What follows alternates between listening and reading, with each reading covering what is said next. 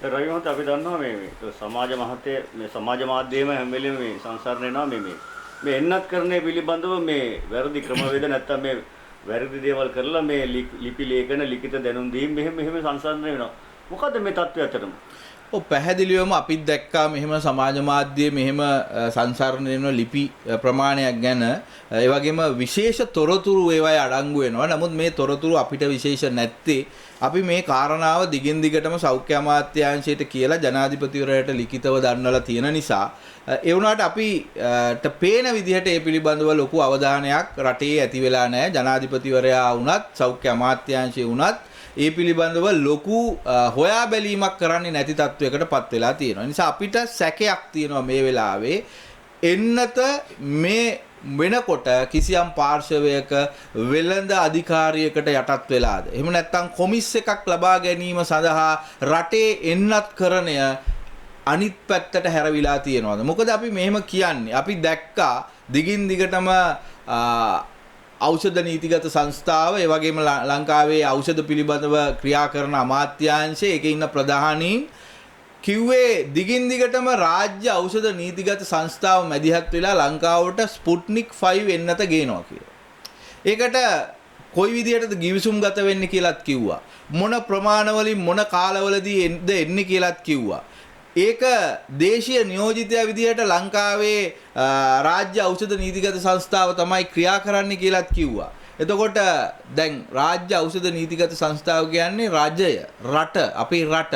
එතකොට අපේ රට දේශීය නියෝජිතයා වෙලා, රජය දේශීය නියෝජිතයා වෙලා ගෙන්නන්න සැලසුම් කරපු, ගිවිසුම් ගහපු, රටට ප්‍රකාශ කරපු ස්පුට්නික් 5 එන්නත, ස්පුට්නික් V එන්නතෙන් කොච්චරක් දැනට ලංකාවට ඇවිල්ලා තියෙනවද?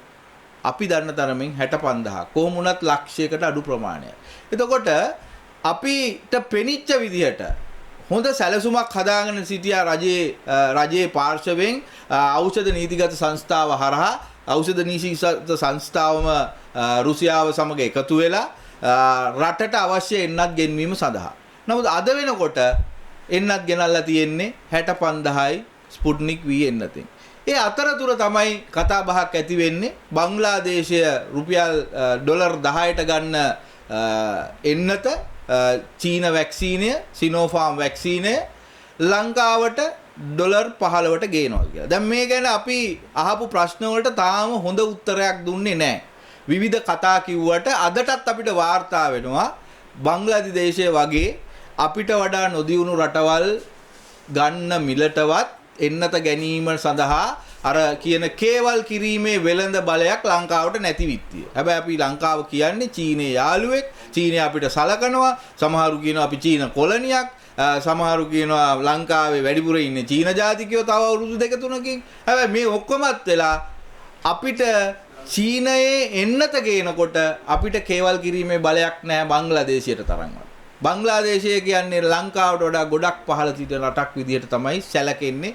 අපි සලකන්නේත් අපි ගොඩාක් ලොකු රටක් විදිහට. ඒතර අපිට පේන දේ තමයි මේ ක්‍රියාවලිය ඇතුලේ මොන හරි සම්බන්ධයක් තියෙන්නට ඕනේ කියන එක. ඒ නිසා අපි ජනාධිපතිවරයාට කියන්නේ මේවා වෙන කාටවත් කියලා වැඩක් නැති නිසා, මේවා වෙන කාටවත් පාලනය කරන්න බැරි නිසා කරුණා කරලා හොයලා බලන්න ඔබතුමාගේ ප්‍රතිපත්තියට අනුව මේ විදිහේ ගසා කෑම් සිද්ධ වෙනවා නම් සෞඛ්‍ය සේවාව මේ විදිහේ ගසා කෑම් වලට පරිවර්තනය කරගෙන තියෙනවා නම් කවුරු හරි ඒක ඊටාම වැරදි දෙයක්. මොකද මේ එන්නත් මිලදී ගැනීමේදී කිසියම් ගසා කෑමක් සිද්ධ වුණොත් ඒක අල්ලන්න හරි අමාරුයි. මොකද ඒකට සහභාගී වෙන පාර්ශව ගණනාවක් නැහැ. එක පුද්ගලයෙකුට පුළුවන් ලංකාව වෙනුවෙන් මේ එන්නත් ගසා කෑමේ ක්‍රියාවලියට තමන්ගේ ගනුදෙනුවක් හරහා මේ වැඩසටහන දියත් කළා සද්ද නොකර ඉන්න මේක විශාල ලාභයක් ලැබෙන ගනුදෙනුවක් බවට පරිවර්තනය වෙන ඉඳා කවදාවත් වෙන පාර්ශවයකින් හෙළිදරව් කරගන්න බැරි වෙනවා. ඒ නිසා අපි ජනාධිපතිතුමාගෙන් කරුණාකර ඉල්ලන්නේ කරුණාකරලා විමර්ශනය කරන්න ලංකාවේ රාජ්‍ය ඖෂධ නීතිගත සංස්ථාවෙන් ගෙන්නනවා කිව්ව ස්පුට්නික් V එන්නත ලංකාවට එන්නේ නැත්තේ ඇයි? ලංකාවට මෙච්චර ප්‍රමාද වෙන්නේ ඇයි?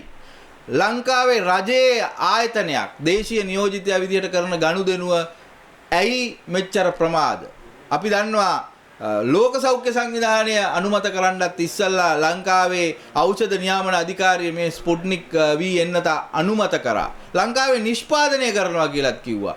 ලංකාවේ ගෙන්නන විදියත් කිව්වා. විශාල සැලසුමක් තිබ්බ කියලා අපිට පේනවා. අපි මේ සැලසුමට ඇත්තටම ආශිර්වාද කරා. මොකද මේ එන්නත හොඳයි.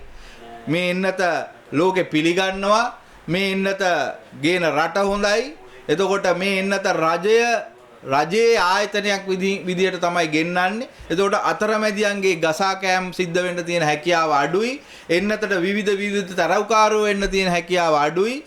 ලංකාවේ නිෂ්පාදනය කරන්න යම් කොටසක් හරි පුළුවන් නම් ඒකත් හොඳයි. ඉතින් අපි මොන විවේචනය කරත් අපි ස්පුට්නික් V එන්නතට විවේචන ගෙනාවෙන්නේ නැත්තේ ඒක නිසා. මොකද අඩුපාඩු සහිතව හරි රටක් විදියට කොන්ද කෙලින් කරන givisුමක් එතන තිබ්බා කියලා අපිට පෙනිච්ච නිසා.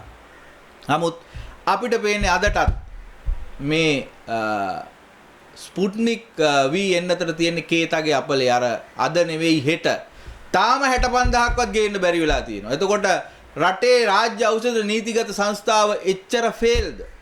රටේ රාජ්‍ය ඖෂධ නීතිගත සංස්ථාවට බැරි වෙලා තියෙනවා තමන්ගේ ප්‍රමුඛතාවයෙන් පටන් ගත්ත එන්නත රටට ගේන්න. ඒ අතර වඩා වැදගත් වෙන්නේ ඒ අතර තවත් ක්‍රියාවලියක් ඉතා ශීඝ්‍රයෙන් ඉදිරියට යනවා. ඉතා ශීඝ්‍රයෙන් ඉදිරියට යනවා. ඒක තමයි චීන වැක්සීනිය ගෙනීමේ ක්‍රියාවලිය. ඒ වගේම ඒක හරහා චීනයත් කියනවා ලංකාවේ අයත් කියනවා මේ චීන වැක්සීනය එක තැන්වල එක ගණන් වලට විකුණනවා එක තරව්කාරයන්ට අනුව එක ගණන් කියනවා ඒකට මිල නියම වෙන්න නියමිත රෙගුලාසියක් නැහැ ලෝකේ බංග්ලාදේශයට අපි දෙන්නේ එක ගානකට ලංකාවට දෙන්නේ එක ගානකට තව රටකට දෙන්නේ එක ගානකට එතකොට දැන් මේක බැලු බැලමට චීනයත් එහෙමයි ලංකාවත් එහෙමයි මේ කියන කතාව ඇතුලේ පේනවා චීන වැක්සීනය කියන්නේ යම්කිසි වෙළඳ මාෆියාවකට අහුවෙච්ච තරව්කරණයකට අහුවෙච්ච මේ වෙලාවේ වසංගතයට උඩින් බිස්නස් එක පාවිච්චි කරන එන්නතක් කියලා. එතකොට අපි දැන් අහුවෙලා ඉන්නේ අර රාජ්‍ය ඖෂධ නීතිගත සංස්ථාව මැදිහත් වෙලා රාජ්‍ය අතර තියෙන ගනුදෙනුවක් හරහා ඊටාම හොඳ ක්‍රමවේදයකට රටට ගෙනල්ලා නිෂ්පාදන ක්‍රියාවලියෙත් යම් පියවරවල් රට තුල කරන්න පුළුවන් විදිහේ සැලසුමක් හදපු